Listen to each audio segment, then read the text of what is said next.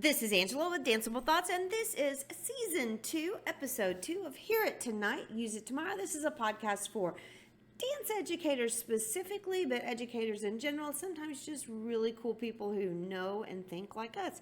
So today I'm talking about week 2.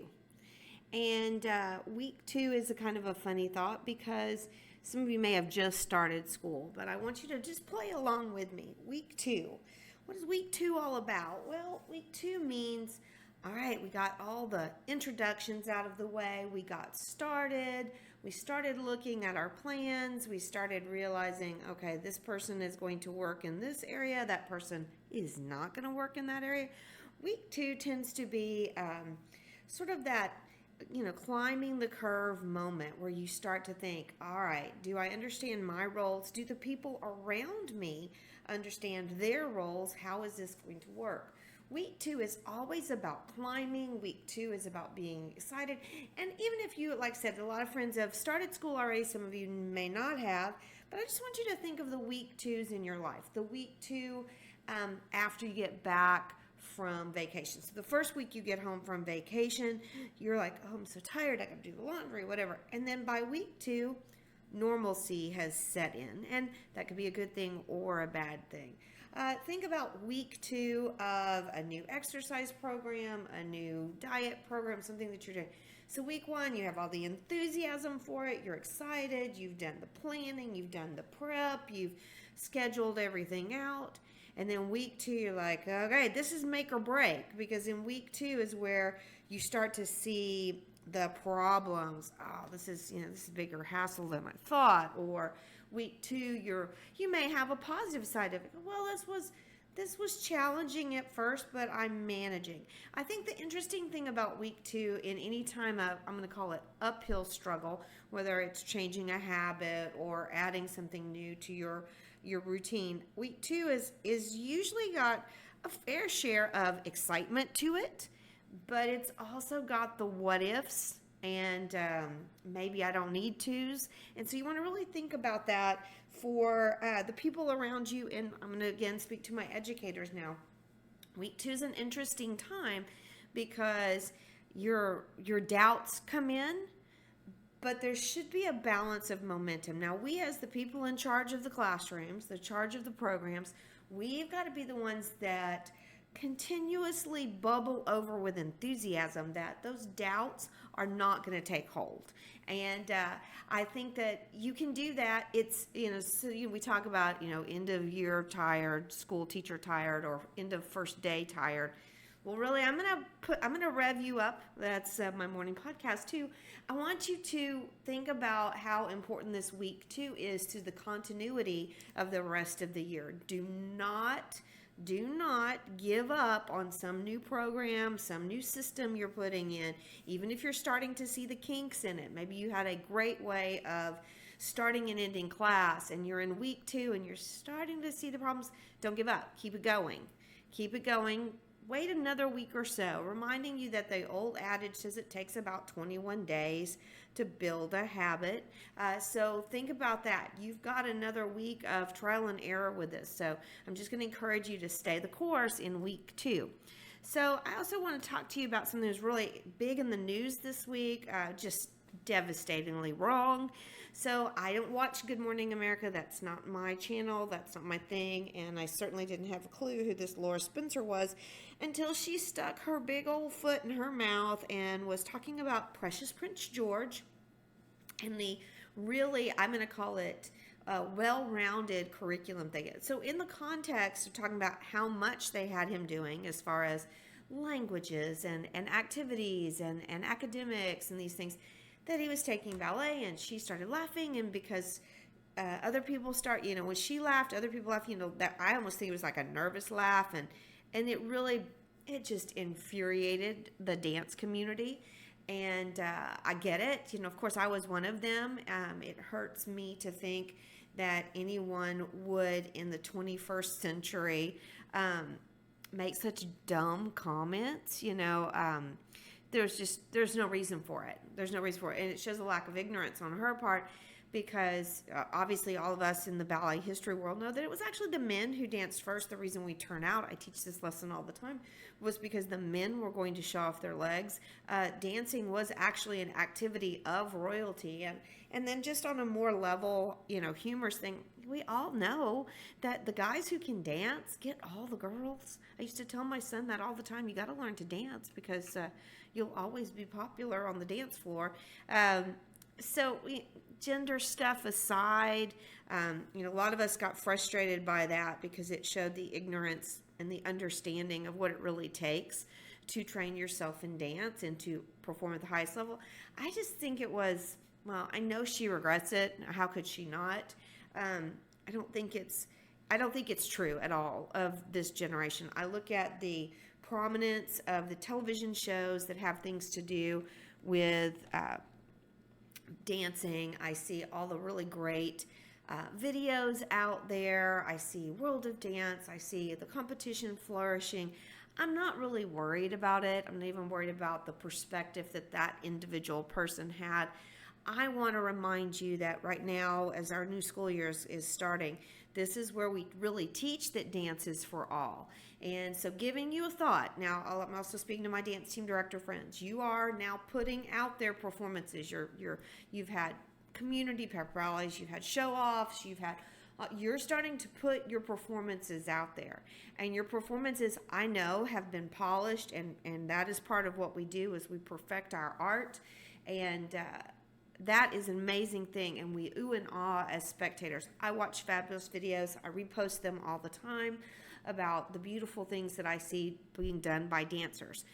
Back to that thought of second week. Well, when you're in your dance classes during the day, and I would say this is to any of my performing arts friends as well, we have to not just teach them the techniques of playing the instrument, singing, acting, but we have to teach them the appreciation for the building of the skills, the appreciation of what it is like when you see it achieved at the highest level. So that old joke class, music appreciation, art appreciation, that type of thing, we're not doing enough of that. We're doing a whole lot of, ooh, look at this cool video, but we are not saying, I want you to look at this. I want you to see the athleticism. I've made it a personal goal when I'm, as many times as on Danceable Thoughts on the Facebook page, when I am reposting things, of course I get excited about stuff, but I try to say, watch for this, look at this. There was an incredible video, short clip of a male dancer. Isn't that ironic? Male dancer, I believe it's in Alvin Ailey company. No, maybe Graham. I don't know. I'm going to quit misquoting myself. Anyway, he's doing this combination, which my modern body just felt. It was weight shift, direction change, and I thought to myself, if a novice viewer looks at this, they see his appendages in the air. They see the arms in the air. They see the leg height. They see the arches. But what we need to really talk to them about is seeing where that movement came from. So this guy couldn't do what he was doing if he didn't have a rock solid core. This guy couldn't do what he was doing if he didn't have awareness of the alignment of the shoulders and the hips. Keeping the hips stable, the pelvis moving, and the center body weight moving and back and forth. And I'm being nerdy a little bit, but it is the truth. So I'm going to try to be better about that myself when I'm reposting a video to give you some nugget of, hey, watch for this. I'm going to encourage you to do that for your students. If it's my musician friends, my singers, even my friends in acting, which sometimes we get so caught up in the moment of the theatrical moment and the emotions, you might, like after, dry the tears or whatever, say, now, how did this actor or actress invoke those feelings? And then point out the body carriage, point out the change in the breathing, point out the different inflections on words. So not to spoil it, because I can jump to the other side of that. I remember when Jack was in middle school and he had a book to read, and the teacher was all about teaching annotations. And I don't want to go too far in the weeds about education stuff, but they were like, here is the book, and you must have this many annotations on this, this many per page and this many per chapter. Well, for Jack, who was a voracious reader back then, it killed it for him, because he had to stop and answer the fill in the blank stuff, and get into that a lot in education, where we start picking things apart. So I want you to find the balance between ooh and ah, and watch this. Let them have the natural reflection of watching a piece, but then help them see what makes it great. It's kind of like going to the art museum and you wonder, why is this painting, or why is this particular statue been deemed worthy of this venue? And sometimes I don't understand it. I have to say, okay, what makes this special? Then just a nice person says, well, have you ever looked at the way the light is shown in this? So if you look at the painting long enough, you start to see, oh, yeah, I get it. These are things that we might be wise to do for ourselves, is the way we show any kind of video or performance in our classes. So that's enough of all of that. Like I said, learning the appreciation. Wanted to talk about something practical for you to use in your class right now. Just a flat out practical thing. Check your schedule. Check your campus schedule and find out what day is picture day, because everybody wants to look good in their picture for the yearbook. I was kind of laughing about this thought. Do you remember, well, some of you are so young you might not, but there was a point in our lives where you took that picture and you never saw it again until the yearbook came out. Or, you might have gotten the package of pictures, but there weren't a lot of retakes if your hair looked weird. I bet that's really difficult for kids now in the world of filter, and change and add and subtract. I mean, I'm that way. Every picture you see of me is I control my image. But I think it's, imagine how fun that would be as just a crazy idea. If you did something with your students, you can do this or not do it. I don't want anyone set up for ridicule. You'd have to set it up in the right way. But can you imagine doing one-shot wonder pictures? Okay, we are today in practice. I'm taking a picture of every single person, and we will not be bringing these pictures up for filtering or changing. We will look at them at a future date. I think that would be fun for them. Maybe instead of trying to make it just a smiley picture, maybe say, express a thought, but it's only one shot. I think it would be really fun. So I want you to play with that idea and think about that. Picture day is coming up. On picture day, you need to have some sort of written activity, I think, for your class to do. Again, that goes along with the appreciation. To plug something that I often talk about, if you go to Teachers Pay Teachers and search Danceable Thoughts, my free lesson is Artists and Athletes. And that's a great conversation that you have. That's actually an ongoing project I've talked about. I just like to always mention it because it's free. And then you can check out all the stuff that's for sale, because there are some good things on there. I'm real appreciative of all the people who are embracing the Thinking Dancers Journal. It was a passion project I worked on all last spring, and it's, in my mind, something that the students can use all year long. So I want you to check into that. Also, I wanted to say that this time of year I often did the Muscles and Bones unit, and I had something was called modules that Elizabeth Gillespie and Kelly Woodruff did many years ago. Dance teacher, TCU grads, go Frogs. And I used that Muscles and Bones. I've seen lots of great packets. I suggest to you, I didn't put one together for sale, but you can definitely, you can search basic anatomy. I'd say go to more like the middle school level. You will find some great stuff that I think is appropriate. Now, for your really challenging people, if you want to get, really detailed about the bones and muscles that we use as dancers, you can certainly go up the chain. Go to your class, go to your campus, look around. Someone is teaching anatomy and physiology. Work with them so you're teaching the same things or giving the same basic information.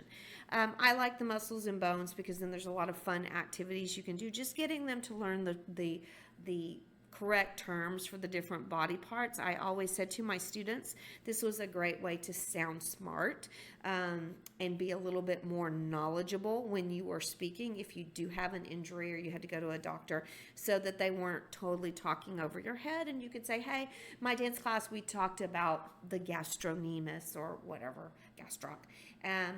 It's big words. Big words are fun, especially for high schoolers. it's good for them to have those, what I call $10 words. Let them use it.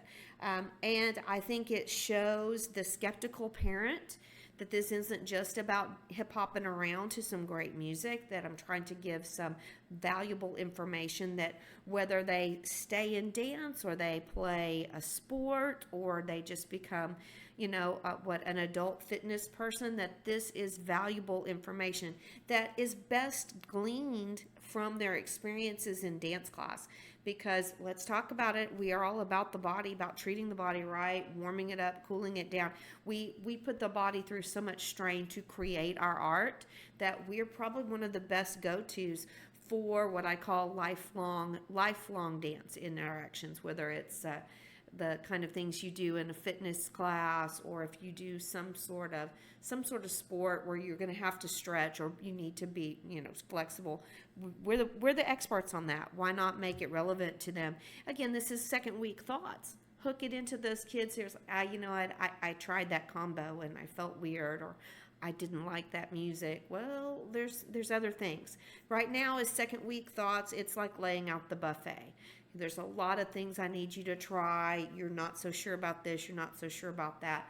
But there's going to be other options for you in the year. So second week thoughts, muscles and bones. I actually have also, if you go to www.danceablethoughts.com, if you look on the menu, depending on whether you're on mobile or on a device, there's a page called Exclusive Access.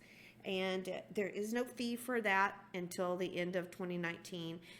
You have to sign up. You get your own password. There's nothing secretive about it in the sense that I don't ask for anything from you.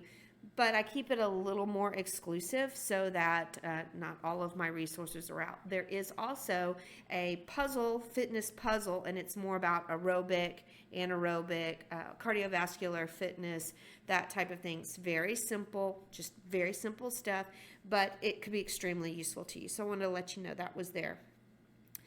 I have a last thought about second week and first week activities as well, so I thought you would get this kick, is that I literally had last night a nightmare. Well, it wasn't a nightmare, but it was not cool, that I'd forgotten to pass out the overlays, and it was game day. Okay, my team hasn't worn an overlay with a uniform. First of all, I've been retired. This will be my third football season not to have a team.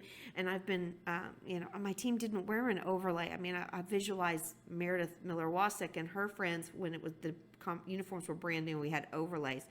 That was the 90s. So my team didn't have overlays, but last night I dreamed that it was game day and I had not passed out the overlays. So I got kind of tickled with that thought, so I'm just going to say it to you. You're Hear It Tonight, use it tomorrow. Hopefully you're listening to this on Sunday night or Monday morning. Go through your checklist. Even though you feel like you have gotten everything ready for your first performance, your first game, your first pep rally, there must be something that you've forgotten. So I just thought that was funny. I'm not saying that you're forgetful like me, but it isn't that crazy. 30 years later, I'm still having thoughts. I guess I'm channeling anxiety for you. So those dream interpreters, there's probably something in my real life right here that I have forgotten to do. But I truly, in my dream state last night, was going through the panic of passing out overlays and telling them how to put them on and to secure them before their first performance. So I hope that you'll take my anxiety and my worry as a little bit of a foreshadowing that there might be something you too have to take care of before your first game. Best scenario, I always think, is just play the whole thing through in your head and see, okay, I've got to get this and I got to get that. So staying with our byline that we always use, I hope that you'll take this opportunity at the beginning of the week to think all this through so that on the moment of greatness, the minute that you are going to hit those Friday night lights, that your dancers will be ready to dance it out. Have a great week.